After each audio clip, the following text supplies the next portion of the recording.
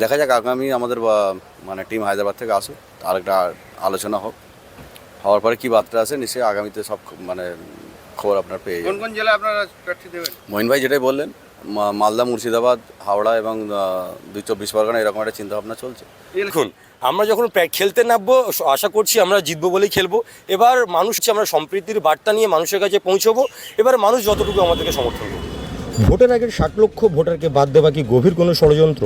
জনগণের অধিকার রক্ষার এবার হাইকোর্টের দরজায় এআইএমআইএম। আইনজীবীদের সাথে আলোচনা চলছে, খুব শীঘ্রই বড় পদক্ষেপ এআইএমআইএমের।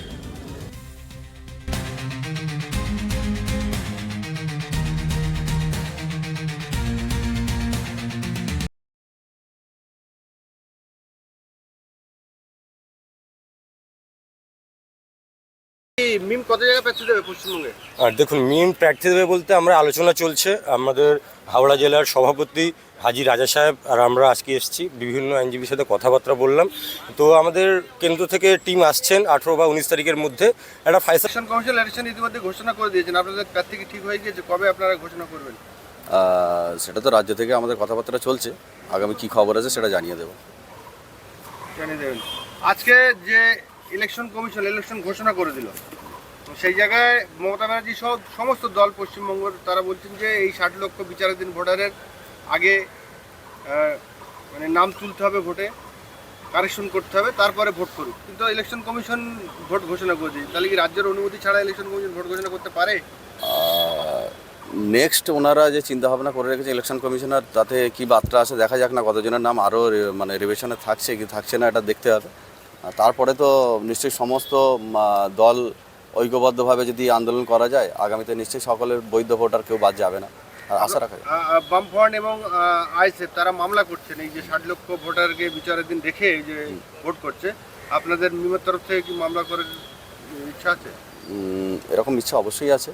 তো মানুষের জন্যই তো রাজনৈতিক দল তৈরি হয়, তো মানুষের পাশে থেকে কাজ করবে না তো কার হয়ে কাজ করবে?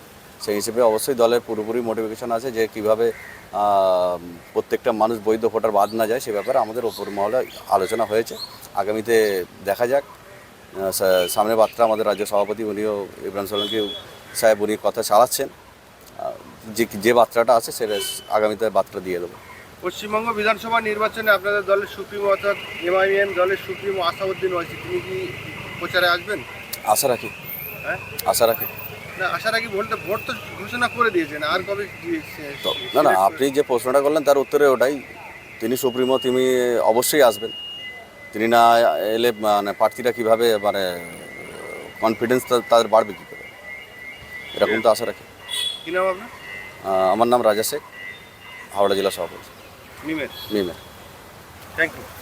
আমরা মূলত মালদা, মুর্শিদাবাদ এবং হাওড়া আর 24 পরগনার দিকে লক্ষ্য বেশি থাকছে আমাদের।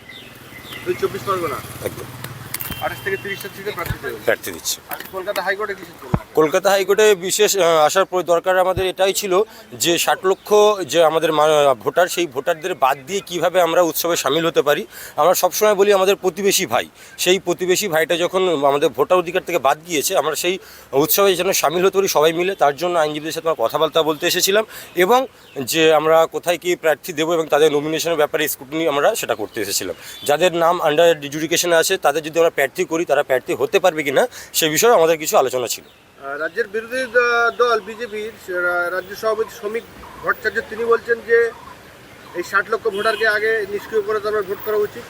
আইএসএফ বলছে, সিপিএম বলছে, আর কংগ্রেসও বলছে। তাহলে ইলেকশন কমিশন কি, এবং মুখ্যমন্ত্রীও বলছে, তাহলে ইলেকশন কমিশন কি এদের কথা অগ্রাহ্য করে তিনি একা ডিসিশন নিয়েছেন ভোট করার জন্য, ভোট ঘোষণা করবেন? দেখুন, এটা তো আইনি ব্যাপার। আমি এটুকু বলবো, যদি আমরা বাংলায় যে কটা দল আছে, তৃণমূলও বলছে এবং আপনি যে বলে সিপিএম, কংগ্রেস সব দলই বলছে, তারা যদি একত্রিত হয়ে 60 লক্ষ মানুষকে নিয়ে যদি কলকাতা বা ধর্ণা মঞ্চে যদি বসে বা ব্রিগেডে আমরা যদি ধর্নায় বসি, যতক্ষণ এই 60 লক্ষ মানুষের নিষ্পত্তি হবে ততক্ষণ ভোট হবে না। কিন্তু আমার মনে হয় মানুষের সিম্পিতি এবং আবেগকে কাজে লাগানোর জন্য প্রত্যেকটা দল এটা বলছে, কিন্তু কেউ চাইছে না যে এই 60 লক্ষ মানুষটাকে ভোট নিষ্পত্তি করে ভোট করতে। সবাই চাইছে এই আবেগটাকে কাজে লাগিয়ে নিজেদের প্রচার করে নিতে। আপনি বলেন 30টা সিটে প্রার্থী দেবেন মিম, কটা সিটে জিততে পারেন? কি নাম? আমার নাম মহিম শেখ, আর হাজি রাজা সাহেব, হাওড়া জেলার সভাপতি। ভাই তো সবই বললেন। না না আর কথা হচ্ছে আমরা দুটো ব্যাপার নিয়ে হাইকোর্টে এসেছিলাম, ডেপুটেশন একটা ব্যাপার নিয়েও এসেছিলাম, সেগুলো আলোচনা করলাম। আমাদের যে মানে পরামর্শদাতা আছে, যারা লিগ্যাল সেল আছে, তাদের সাথে কথাবার্তা বলেছি। দেখা যাক, আগামী আমাদের মানে টিম হায়দ্রাবাদ থেকে আসুক, আরেকটা আলোচনা হোক, হওয়ার পরে কী বার্তা আছে নিশ্চয়ই আগামীতে সব মানে খবর আপনার পেয়ে কোন যাবেন। কোন জেলায় আপনারা প্রার্থী দেবেন? মহিন ভাই যেটাই বললেন, মালদা, মুর্শিদাবাদ, হাওড়া এবং 2 চব্বিশ পরগনা, এরকম একটা চিন্তাভাবনা চলছে।